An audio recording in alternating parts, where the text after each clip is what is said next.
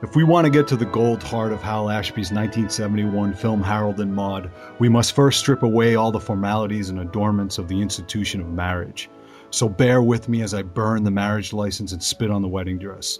I'm going to completely dismiss all nuptial accoutrement.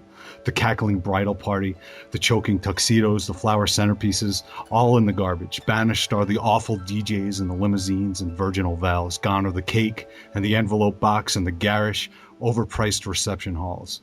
The stained glass cathedral, the priest, and the prayers to God up above, they can all go to hell as far as I'm concerned.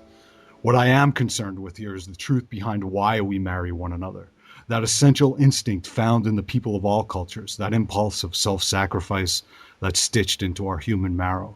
I'm not even talking about the ethical pragmatism that happens when we burn with the desire to mash into each other's genitalia and realize, in the woozy aftermath, that handcuffing each other together is the best shot at survival for the coagulating cells spawning in the womb. No, what I'm talking about is the pre-language understanding that we're not whole, that wordless, nearly inexpressible knowledge that we're only half of what we were before we were born and half of what we'll be after we die, and that by finding our other half, let's call this process love, by the process of love we can come to understand our wholeness and our connection to the world in the greatest sense of the word.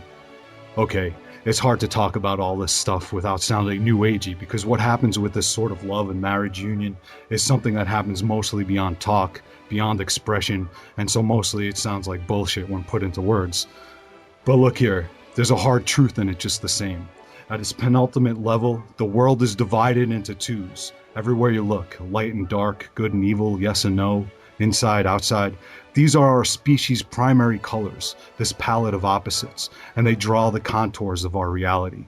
All we see are variations of these opposites, masculine, feminine, black and white, all that yin and yang stuff. This is the heart of it, sound and silence, and the big one, of course, life and death.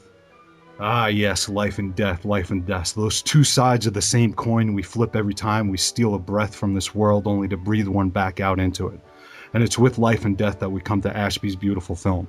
What we have here is a love story about a boy consumed with death and faced with life, who falls in love with an old woman consumed with life and faced with death. It's that saying about opposites attracting, only raised here to its highest, dare I say, mythological level. But the particulars. Harold, played with an otherworldly creepiness by Bud Cort, is an overly mothered, moribund 20-something-year-old from a wealthy family who makes sport of staging gothic suicides in order to horrify his mother. As she attempts to fix him up with the potential spouses, Harold performs ritual suicide, scenes which include hanging, self-immolation, drowning, wrist-slitting, and harry-carry. That's all hilarious. He also, for fun, attends the funerals of people he never knew. And it's at one of these funerals where he meets the eccentric, almost 80-year-old Maude, played with a bursting jubilation by the inimitable Ruth Gordon. Maude is a free spirit, an artist, a lover, a lifer. She teaches Harold how to live, and Harold, perhaps, can teach Maude how to die. It's that simple and it's that beautiful. Works of myth usually work just so. Their marriage, which I believe happens the moment Harold caresses one of Maude's vaginal sculptures, their marriage is transcendent in a way that can only be termed, and forgive the overused new agey word here, but it's the best one we have for it. Their marriage is transcendent in a way that can only be termed spiritual. It's one of those romances that come along almost never in drama. No shit, I think we're talking this stuff of Romeo and Juliet and Tristan and Isolde here. Ashby's direction is largely informed by that of classic cinema. Nothing flashy happening, nothing intrusive. And though the photography is pretty beautiful, he lets the story speak for itself through his actors. Well, there's that Cat Stevens-laden soundtrack, which could be cited as a flaw and a deal breaker for some, okay, most, but these were the sounds floating through the chambers of my own wet-eyed formative years, so it only reinforces the myth element for me on a personal level. So other than that musical flourish, Ashby's directorial style is deceptively reserved. And to the film's merit, it serves his dry as paper absurdist sense of humor perfectly. In truth, Harold and Maude is an absurdity that's almost obscene, but Ashby, thankfully, is a director with fine tastes and finer judgment, and he leaves all the sagging, varicose-veined, wrinkled skin stuff off screen. It's important to note, in fact, that the only allusion to the icky sexual details are made by a priest who seems to be chewing on his own tongue while talking about the union of young flesh and old. The scene is that understated sort of hilarious, almost particular to Ashby. but it's also cluing us into the fact that what Harold and Maude have in their love for one another transcends the long emptied rituals of religion.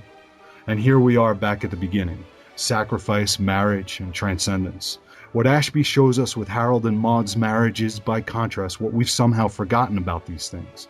That marriage is not about convenience or status or social duty or even child rearing or the culmination of carnal passion. Marriage is nothing less than the sacrificing of two singular entities, in Harold and Maude's case, life and death, to form something greater, something whole.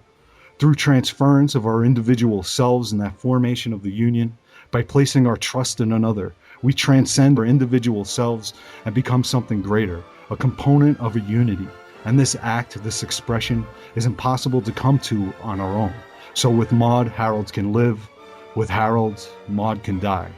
And they can rejoice in this because they realize that through marriage, life and death are one and the same. And if we follow this all the way to its beginning, it means that our participation in the act of this unification is our implicit acknowledgement that somewhere beyond our understanding and modes of expression, the opposites of our world, good and evil, light and dark, masculine and feminine, even life and death, exist undivided. And what we see finally is, well, I'm going to stop short of using the word God. So I've been reading a lot of comparative mythology, so I'll have to excuse myself if I went a little bit overboard. That's right. There, Is everything all right at home, Joe? Yeah. All right. No, I'm just joking around. Hey, man, listen. This is an extraordinary film. In 1971, Colin Higgins and Hal Ashby conspire to write to put a story on screen that's just like unlike any cinematic romance that you've ever witnessed. And what you, among other things that you wrote in there, the first thing that I want to touch upon, and I think that what we really need to talk about at first is how Hal Ashby has this magic wand, if you will, of really allowing his actors to tell his stories. And he is absolutely fantastic at this. The 5 films that I watched of Hal Ashby, this is the one thing that kept sticking in my head, is just how wonderful his actors perform. And in Harold and Maude, it is probably the most important, I mean, if not the most important, besides being there, Harold and Maude is probably the most important film where his actors just really got to flourish. And both Ruth Gordon and Bud Cort do an extraordinary job, Joe. And I mean, I'm really the film itself is breathtaking. I'm in love with this movie. Yeah, me too, man. And just to add to that about the acting standing out, one other one, I don't know if you've seen it. It's the first time that I've seen it. I was really impressed with it. Is Coming Home, which is remarkable. Yeah, it's pretty remarkable. So check that one out whenever you get a chance. But absolutely, man, he doesn't really, except for his soundtrack, which he leans on to kind of use, to set the tone or the mood or whatever. He's pretty unobtrusive, and he's really got this reserved sort of style, but it's almost deceptive because it's just like this straight-faced sort of humor and comedy that he's bringing out, which I really do. I was reading something that someone said about Hal Ashby's style, that the style is so reserved that it's almost like a non-style. It's like somebody telling you a joke with a completely straight face, and then you ask them if they're telling you a joke, and they say, "What do you mean? What joke?" And you know that they're joking, but they're just looking at you with a completely straight face, and they'll never stop. They'll never crank the smile. You know? Right. But this dude is, is fascinating. It was a great pick. One of the best things about the Cutting Room Movie Podcast is that we all assign each other films. We take turns, and we get an opportunity to just constantly watch a diverse group of cinema. Max Cook assigned the Hal Ashby, just like he did assign the Salinger on last week's program. Max, tell me about your love affair with Hal Ashby, man. Well, this is one of those films that my mom showed me when I was 10, along with Midnight Cowboy and One Flew Over the Cuckoo's Nest. And those 3 films made me fall in love with 70s cinema. And I had never seen anything like this, even at 10, because I had seen a lot of stuff. But even today, I mean, this film, you know, I know you guys mention Wes Anderson a lot. Yeah. And I appreciate the fact that all these young Turks are so popular and so beloved. I looked at American Hustle the other night, and I was mortified at how much it was ripping off Scorsese. And I actually read reviews where people say David O. Russell out Scorsese's Scorsese. And it just was so offensive to me, because even down to the inclusion of De Niro in an unbilled cameo, this film was a complete and total Scorsese ripoff from start to finish. It was so distracting that I had to turn it off. And I just feel like we forget the people that gave us this stuff. Like Harold and Maude, I feel like this is a film that should be, you know, re-released every year in theaters. Right. I mean, this is the greatest love story I've ever seen in my life. And Joe, I thought, while a little scientific and a little intellectual, your review was, I was confounded by what you said about the Cat Stevens songs, because I don't know that those songs were distracting. I thought they were like Harold and Maude and Cat Stevens. So I'd like you to elaborate on that, because I feel like Trouble and this Trouble sequence when Harold is losing Maude, I cannot watch that without completely soaking the couch. Uh-huh. Yeah, no, it doesn't bother me, man. I sort of like Cat Stevens, or at least my parents liked Cat Stevens. So it doesn't bother me, and I think it fits really well. I just, if I'm going to talk about a film and review it, I try to see the flaws of. I just know that some people don't like it. Like Jenna used to be on the show, and I think we talked about it with her briefly, right? And what did she say about it? I don't know. Don't you remember? Didn't you have the exchange with her? I thought you had the exchange. She definitely cited Cat Stevens. So I just wanted to mention it. It's definitely worth mentioning it here. Oh, so Cat Stevens historically, because I got the feeling that historically maybe his songs were a problem for the film, but is that not the case? No, I know. You're talking about he converted to Islam or something and then came back. No, I'm talking about Harold and Maude, that his songs crippled it. That's what I got from your review. Is that not true? For some people it would. Not for me. Okay. It didn't bother. Okay.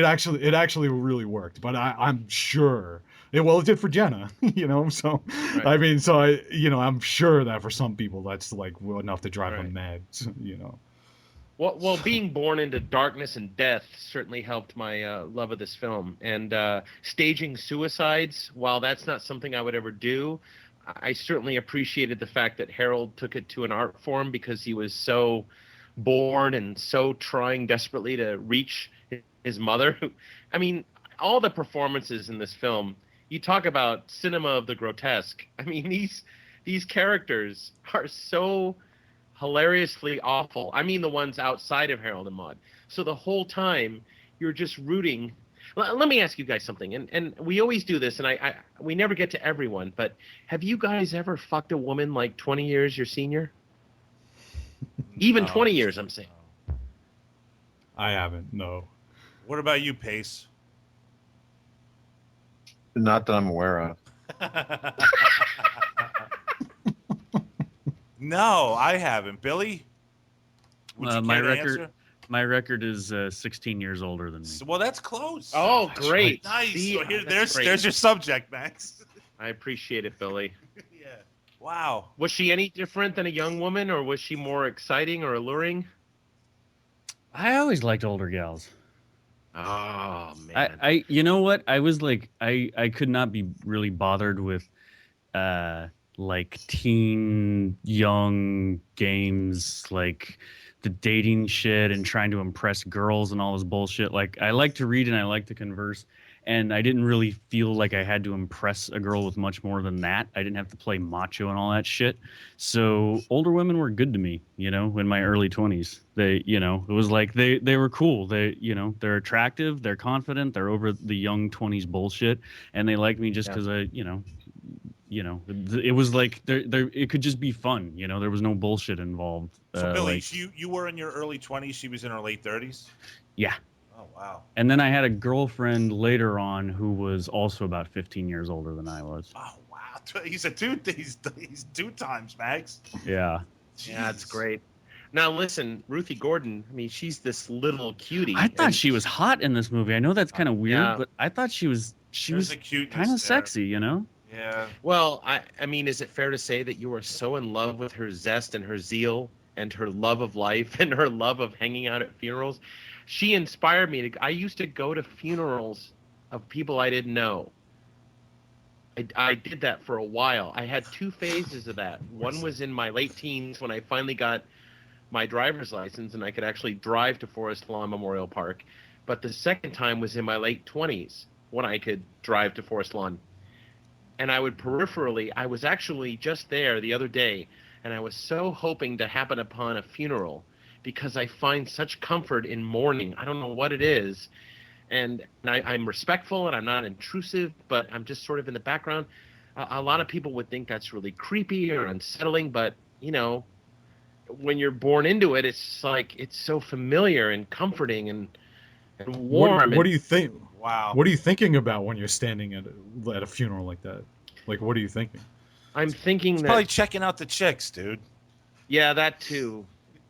Seriously, but I'm just thinking, oh my God, you know, I so want to check out sometimes and be done with this game but at the same time when I see people suffering because they lost loved ones, it makes me feel like, gosh, I really should stick around because even if it's unbeknownst to me, people might really care if I die. And I don't want to fuck them over, you know, by dying by my own hand or whatever, you know, like Are you imagining how sad people would be if you were gone? Like that's the kind of stuff that's well, going I through think your head. people will be totally fine if I go, but I was out with my dear friend and my wife yesterday, and we were joking about. I said we were talking about funerals for some reason, and I had just gone up to Forest Lawn, and it was so amazing because that's a cemetery, by the way, for people who don't know, and it's very close by here, and it's very sprawling and epic. And over Christmas, people plant full-on Christmas scenes on graves. I'm talking Christmas trees, tinsel, ornaments, lights, presents, the whole thing. So I went up there, and I'll send you guys some photos, but you see little bursts of red over the hillside, over the graves. And I was so taken by that. So we were talking about death and dying and, you know, bringing a plant to a grave or whatever that of someone that you're mourning. And I said, you know, I called upon my friend to talk at my funeral. And I said, you know, I really want to see you up there because I want to know if you're going to cry for me or not. And then my wife joked, wait a second, I thought you wanted a big party when you die. I thought you didn't want mournful, tearful speeches. I said, oh, yeah, I guess I want that too. I said, but if I'm a ghost, I kind of want to see if people are going to cry for me or not. And it got into this whole ridiculous, heavy discussion. Wow. I mean, that's bizarre, dude. It's Why is it bizarre? no. I'm just What, Tom, you never talk about death? well. Oh, you don't like death. I don't. Yeah, to me, it's just it's a foreign language, man. Because I don't like. I mean, we've gone over this a million times on this show. I don't enjoy. Like even you talking about your own, like what you just talked about.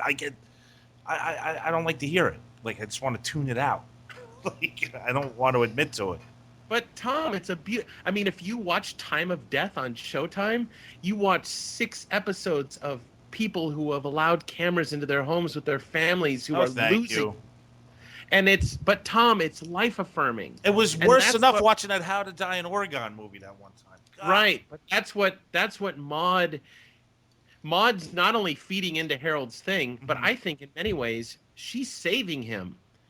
She's saving him because he's staging suicide after suicide after suicide. One of these days, that dude's going to fucking take himself out. But Maude is the one who saves him. And that's what's so beautiful about the end. You Right. think that fucker's going to go over that cliff. And Ashby, oh my God, I'm just getting emotional thinking about it. But that guy makes you think that dude goes over the cliff. For a brief moment. And he's standing, yeah, but he's standing up there with the banjo. That banjo is Maude. Spoiler alert. I'm surprised Billy didn't cut him off sooner. Hey, Dave, I got to tell you, man. I get the feeling that you're a fan of this film and some of Hal Ashby's work. Tell me about your feelings about Harold and Maude, dude.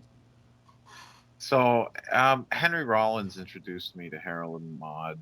Not directly, of course. I don't know Henry Rollins, but in his spoken word, he did a thing where he talked about writing some stuff for a film that Bud Cort was going to be in, and talked about Harold and Maude, and that sort of led me to find this movie and watch it when I was probably about 17, 18 years of age, and it was some fucking heavy shit. You know, when you're that age and when you're probably feeling a whole lot like Harold in a lot of ways, it was a heavy experience. You know, it was a tough watch to some extent, because it's really funny, it's really beautiful, it's really life affirming, but it's also pretty dark. You know, and there's a real, you know, Joe, you hit on it quite a bit in your review where you talk about the opposites, and you know, there's a real heavy like Eros Thanatos thing going on here. You know, it's you know, love and sex and death and all of these things, and how they interconnect with each other, and that's a heavy trip when you're like 17 and still kind of figuring shit out, you know, and have weird preoccupations with death, and have had a weird relationship with life and with death and all of those things in between. You know, it becomes a pretty personal thing to watch. You know, a pretty personal film for you.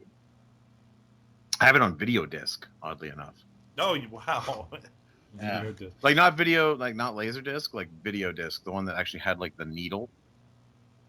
It's like it looks like a laser disc, but it's actually played by a needle. Oh, jeez. I don't have the player, but I've got the video disc. Hey, Billy, this is my first time watching this film. Have you seen it before? My first as well. Are you kidding me? I'm not How kidding. did you guys miss it all these years? How? Max, we've been over this Billy. before. Billy. Cinephile Billy. How? Max, how many Kurosawa films have you seen? Oh, good point. Touche. None.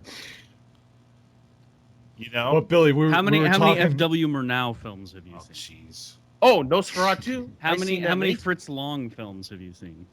I saw Metropolis. How many Billy Wilder films have you seen? What's that one with that chick walking down the stairs? Oh, Sunset Boulevard. I've seen that. Well, there you go. That's a good one. Sunset Boulevard is pretty good. The voiceover is terrible, but the movie's fantastic. So, Billy, on the last episode, you kind of made me self-conscious about reading my review. I totally went overboard on my review bit. But so you don't like Hal Ashby, or what's going on? Sorry, Max. I can sense I think everyone here has a personal attachment to it, except maybe Tom. And like coming in cold, I just don't buy any of it. It just feels like feel good bullshit. No, like, come on, not Harold. Yeah, I do. Dude. I just feel like the whole movie should be No. recut to a montage of Peter Gabriel's Salisbury Hill. You feel the same way? Yo, Bill, you feel the same way about being there? I like being there when I saw it. It's been a long time since I watched it, but I remember liking it quite a lot. But it had like bite to it. You know, I felt like it had irony and bite to it, and these are just like, I hate that free spirit bullshit. I just can't stand like someone learns a life lesson about how to love and appreciate every moment. I just cannot stand that shit. But So it's like sappy about what's going on. I feel in it's this film. real sappy. I feel it's don't real know, sappy. man. Yeah, I mean the There's thing is, no I liked that. the uncle. I liked the military guy. I thought he was Jeez. friggin' hilarious. And Ruth Gordon is brilliant. I just think that she's not really. I mean, she's given such contrived situations to work with. Oh, she steals cars from people and drives them off. Oh, that's so cute. And then like the cop pulls her over and she drives him in circles. It's so adorable. And you're just like, oh god. Hey guys, you know what sucks about Barasa? He makes you rethink things that you enjoy. When's the last time you had a good cry, Billy?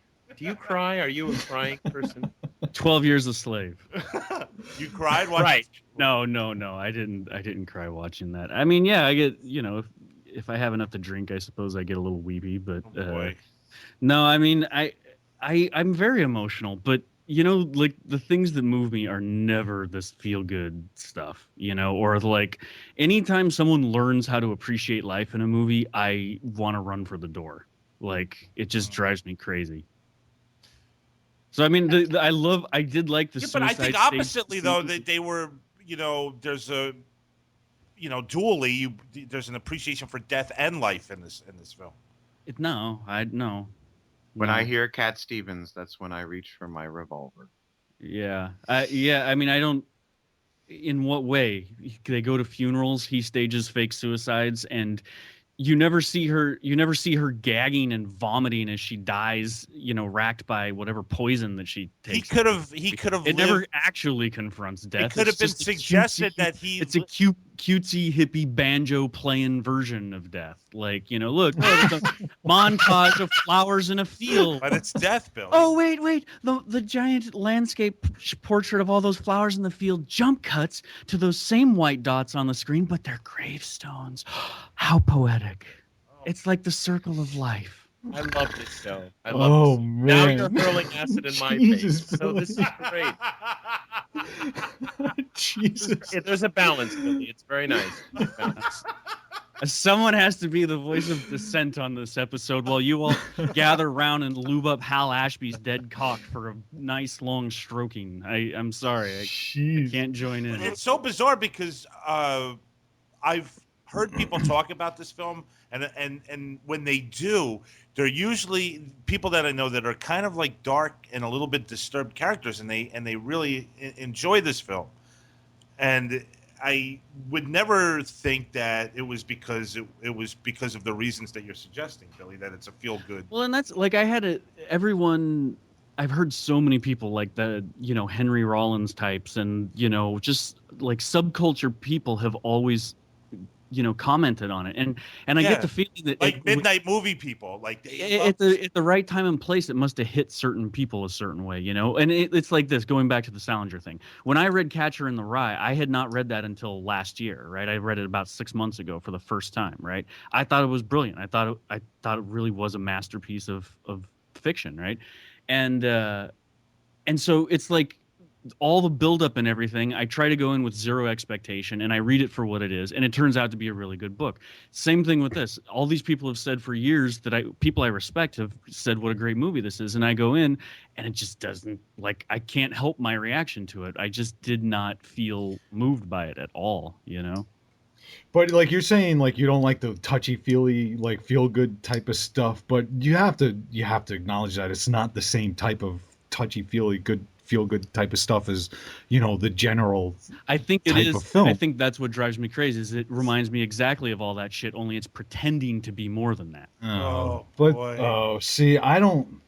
Well, I don't think feel Hal like Ashby that, man. was a I like the two Nothing movies about this film pretends to be anything. That's what I don't feel like So that either, fucking man. Sure, dude. I just feel So like he did this when I did sitcom- Babel too. He did sitcom this. silliness. It's like sitcom situations. Like what is all this sitcom-y stuff? These like there's like some good bits in there. Don't get me wrong. Like the when the mom swims in the pool and that camera shot pans slowly down and then That's a great shot. That's a brilliant shot. Like he's not. What's even but He pioneered- what's even more, and here that's a great example, Billy. But here's what makes that shot even better is that the next shot turns the comedy of the first shot completely reverses it, because the next shot is from below the surface of the water, and you're seeing his face looking down into the water, and you feel the sense of isolation and loneliness in there. You have to feel that. And like what's great about Hal Ashby is that he understands or at least I feel like he understands like that sort of that contrast between this absurd comedy and this devastating isolation and loneliness. Yeah, yeah. I mean, I could be missing it completely. Yeah. Yeah. I get what you're saying. I like that stuff. I mean, I You're really not do. missing it. That's bullshit. You're not missing it. You're an intensely bright dude. It's just not emotional for you. Yeah. The film doesn't reach you emotionally. It's not that you're missing it. See, when Well, you, that said, when you Max, do I that, don't. hold on. When you do that cop out thing, it's not in your character. Yeah, but what I mean by that, Max, is that I feel like certain people like certain music, and it's unexplainable why you like it and why you don't. You can intellectualize it and analyze it all you want, but people like certain things and they don't like other things, and it's a mystery, right? So when I say I'm missing it, I mean I'm missing the connect to his style or whatever it is, because the same subject matter in another movie I can completely irrationally love, and again, that's as unexplainable. Yeah, You can see intellectualize Gravity. it, but if you don't like a certain type of music, and then one day you'll wake up and go, like I had this happen with Bob Dylan. I hated Bob Dylan for years, and then one morning I just woke up and I loved Bob Dylan, Right. So that's So what do you not That like, said, do you not like Peter Gabriel's Salisbury Hill? I do not like that song. What How do you feel like about Wes Peter Gabriel? Anderson? Yeah. Thanks, Dave. Probably love him. I And I hate his movies except for No, Rushmore. I'm just no. I like- I just I think like- there's a direct line between what Hal Ashby did Uh-huh. and what Anderson does, right? You know, So that the does that older- talk to you at all, or the more I go back and see things like Dude, what Anderson's Salinger movies was are- doing yeah. and what Hal Ashby is doing, I see where Wes Anderson is stealing all of his best shit from. Yeah, but And it's I highly like stylized, Rushmore. though. I like Rushmore and the Royal Tenenbaums, and I liked Bottle Rocket also. And everything after that has been sort of hit or miss for me. I thought you liked the Darjeeling Limited.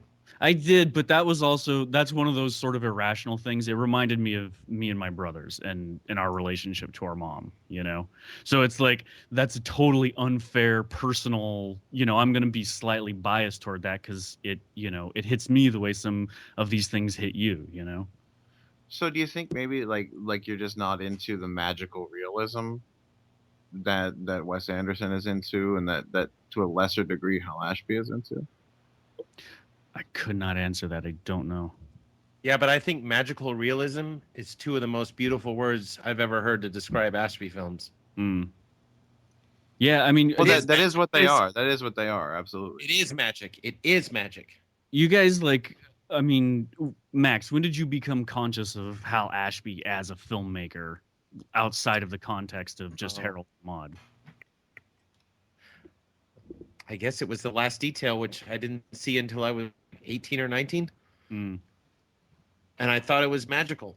Mm. And you feel like just categorically watching his stuff, you sort of feel that thread going through all of his Not everything. Not everything. I didn't feel like Coming Home had that, even though I thought it was a great film. I didn't feel it. And I never identified with being there. And every time I talk about Hal Ashby films, that's the film that, like most people say, I'm like, it's the best film. Yes, man. That to me is everything. Everything is like the answers are in being there. I really feel that way. I know we're talking about being disconnected from certain films, but Shampoo was like that for me. I watched that last night and I had to stop watching because I was just like, this is just utter crap. I'm like, I can't get into this film. I don't know if anybody else tried to watch it. Shampoo is very dated, but it's always a pleasure to see Warren Beatty. It is, but that even got old. As much as I love to watch him and how great his hair was in Shampoo, I just couldn't. I was just like, I'm done with this. I was like halfway. I'm like, I'm not even going to bother anymore. All right, let me ask you guys a question about editing, because you understand that Hal Ashby was an editor for a while before he directed. He worked with Norman Jewison. Yeah. Correct. So do you think the editing in the films work for you, or in this film in particular? Ooh, Because even though he has an editor, he's sitting there saying, this is what I want. Yeah. I can't answer that because I don't. By the way, the position of the editor, it's a very technical job, but a lot of editors get a lot of credence and a lot of respect for making films cut amazingly with There's music. There's a lot of art to that. Right. Like an But there is overwhelming- a director sitting there telling them how to do it. How much collaboration is involved, do you think? Well, if it's Scorsese and Shoemaker, Right. an intense amount. They'll That's spend what a year I'm and a talking half about. in the editing room. You know. Right. Yeah, and yeah. Well, I have to assume too that Shoemaker knows what Scorsese wants and could probably, She's dead, by the way. you know. Did she die? No, No. it's Sally she Menke. edited- She Sally edited Menke The Wolf of died. Wall Street. She did? Yeah. Yeah. I thought Thelma was gone. No, Oh. no, you might be getting her confused with Sally Menke, who was Tarantino's editor. Oh, thank God. Oh Sorry. man. Have you get? I just saw The Wolf of Wall Street a couple weeks ago, and I am in love with it. I don't I want. can't wait to see it. I don't want to derail. I'm but going to the movie theater on Thursday, and it's between her, American Hustle, and Wolf of Wall Street, and I was leaning toward her. Tom, you're right. It's Tarantino's editor chick. Sorry. That's all right. I thought If I was drinking, I wouldn't get that wrong.